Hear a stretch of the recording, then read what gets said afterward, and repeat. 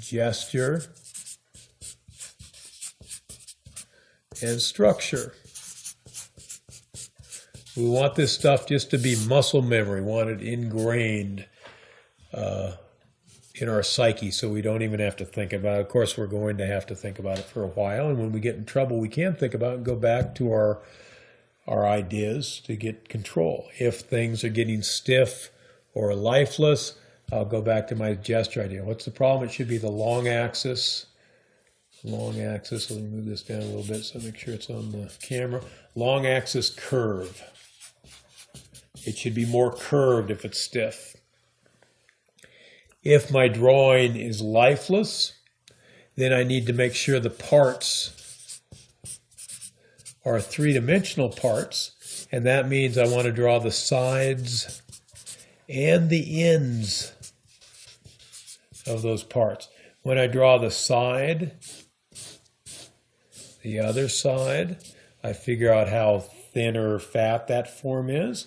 When I draw the ends, I tell you that the top of the form is going away from us in this case, and the bottom of the form is coming towards us. But I also tell you that it's round going across.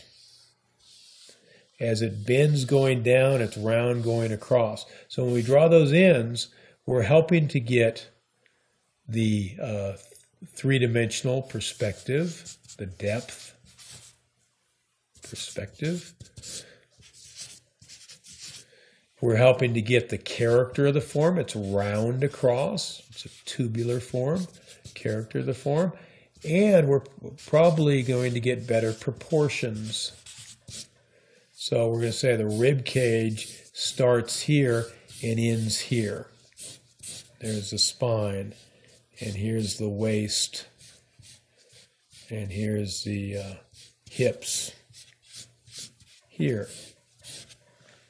So as we draw that structure, and notice I started with the long axis curve, and then drew another side of that long axis curve, and then the three-dimensional ends. It gave me good perspective, clear character, and better proportions. And then I went on to build down the next form. I added a little spare tire muscle here, a spare tire shape there for the external obliques, the hip structure with all that anatomy. I just made a bulging box or two eggs squished together or a tipped over barrel or whatever choice I might have.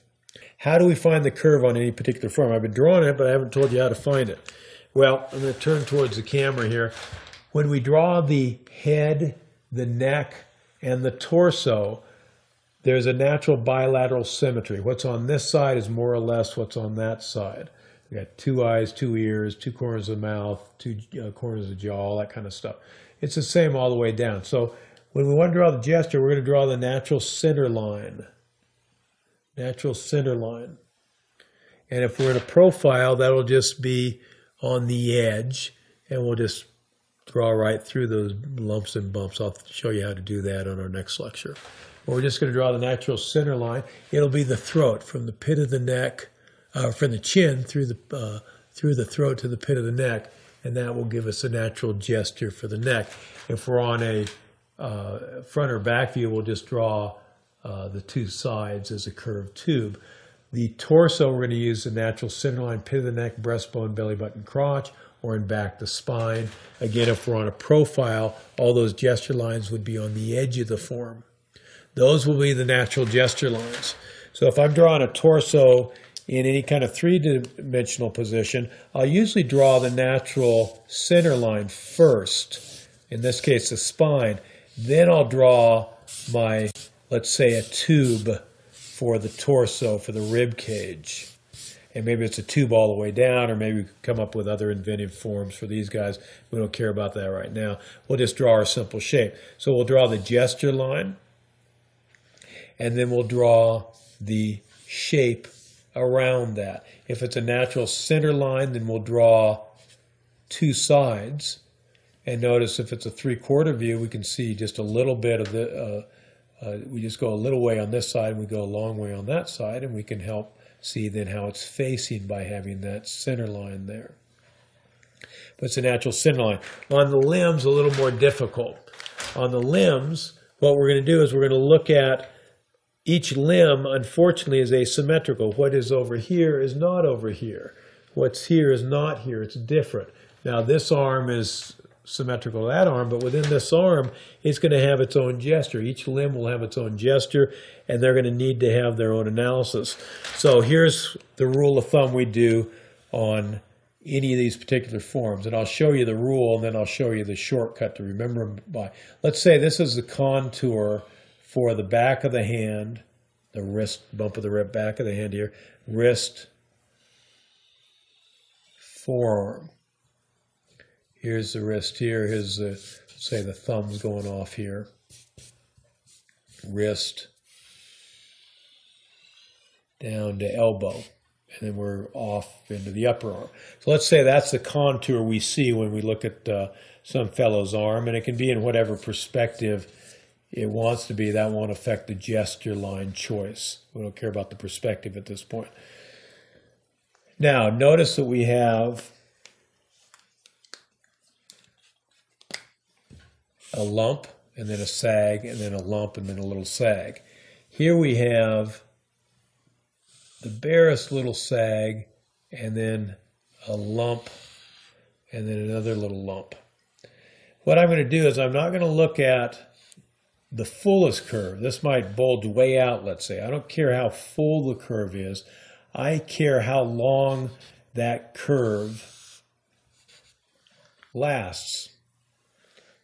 This little elbow doesn't last long. This wrist doesn't last long.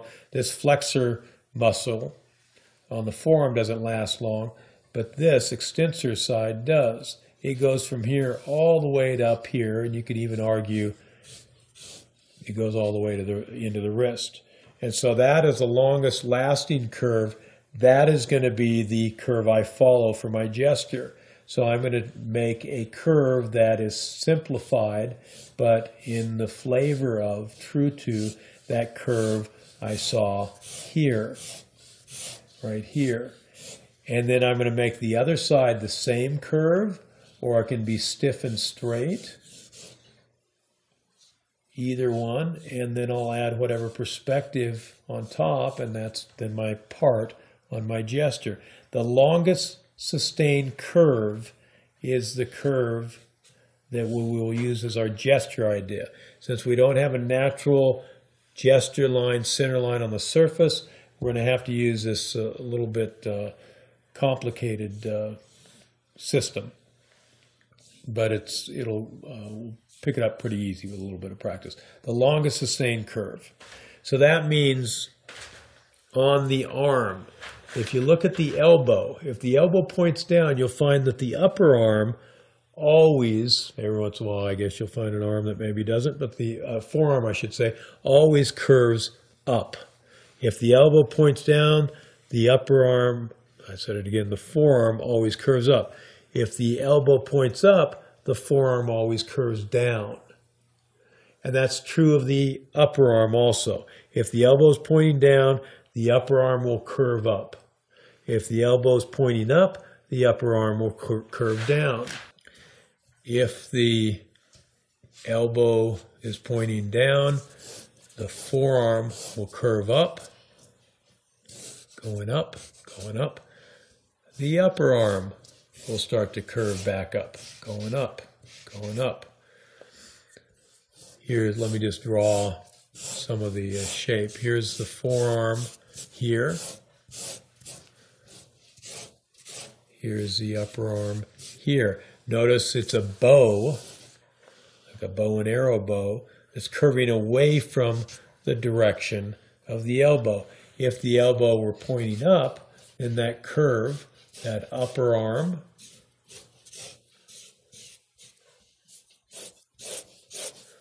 and that forearm will curve down. And then you would later add, we'll of course talk about how to do that, we'll add all the lumps and bumps on top. I'll show you how to do that and keep those as a well-structured, well-gestured details on top of those big ideas. But the arm will go that way. If you're looking at the upper arm from a straight on view, that upper arm or front or back, it can be stiff and straight. It can go stiff and straight on you.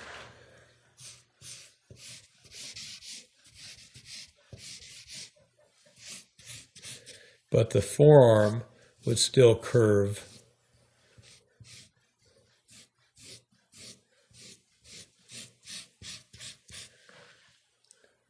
out. The forearm would curve out.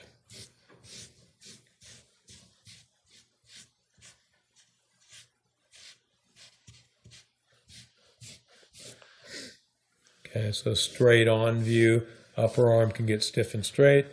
The forearm will curve away from the body out.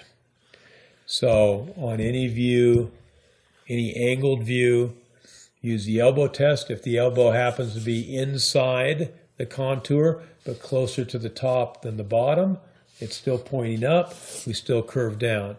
If the elbow is on the inside, could be the hidden side too, but it's closer to the bottom than the top, it's still pointing down. We still have that swing of the upper of the arms that way. So that's the arm test. On the leg, if here's the hip in a profile, here's the leg's going to be in here. Make sure I'm on the paper there for you. Knees in here. Here's going to be the lay-in for a leg. What you'll see is if the ankle bone is on the inside of the contour of the ankle, the malleosus, it's that knob on of your ankle bone. If it's on the inside, then we're going to have an S curve, or if it's turned the other way, it'd be a reverse S curve. But we're going to have the thigh pushing forward and the shin and the calf pushing back. Full thigh, thin shin is the way I remember it. Full thigh, thin shin. And you get that lovely S curve. And it wouldn't matter whether it's a bent leg or not. You might get a little bulge here, probably will. But the fuller, longer curve is that calf muscle and back. And so it's going to take us into that back curve. And then it splays out in both directions with the foot. And you can kind of feel as the ankle flows in the foot, we get the finish of that S coming down through. So it won't matter which way that leg bends.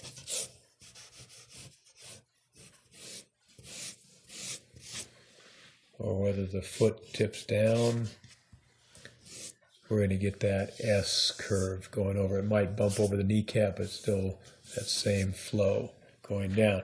So in any kind of profile, you're going to see the S curve. If it's a front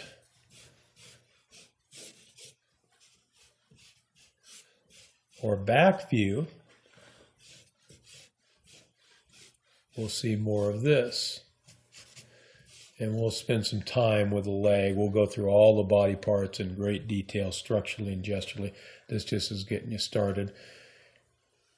On the front or back view, you'll notice that there's a little bulge here, a bulge here. I'm going to show you how to do this another time. We don't have time for it in this lecture, so I'm just going to draw it. But that's a tricky little connection there. Here we've got the ankle bone on the contour.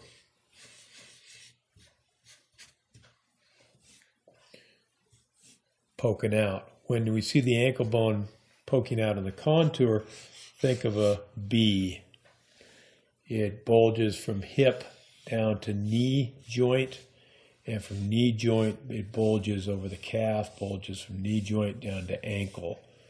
Bulge, bulge. On the inside you get a lot of little lumps. You get the adductor muscle, the inside of the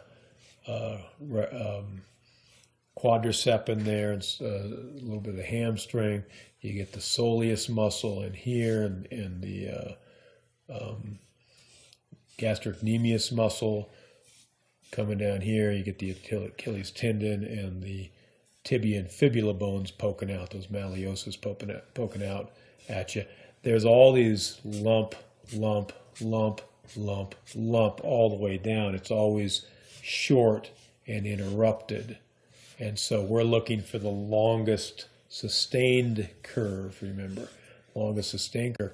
This will go from mid-thigh in here at the greater trochanter, at the joint of the hip.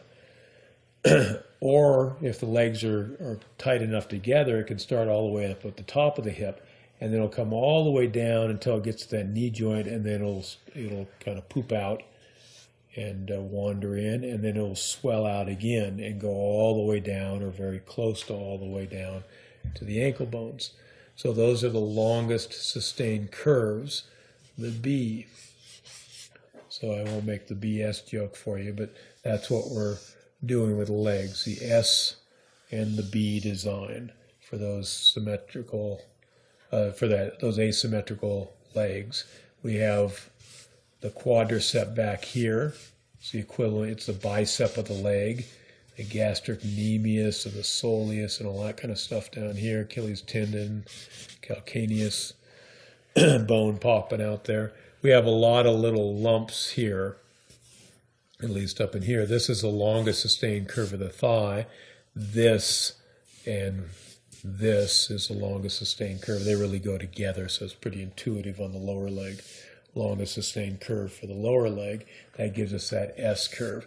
There's our beautiful rhythm. There's our lifeline, our gesture, our fluid long axis, our energy going through. And here it is here, going through here, flowing down. More complicated, but still the same idea. Two big curves that then wander back together in connection.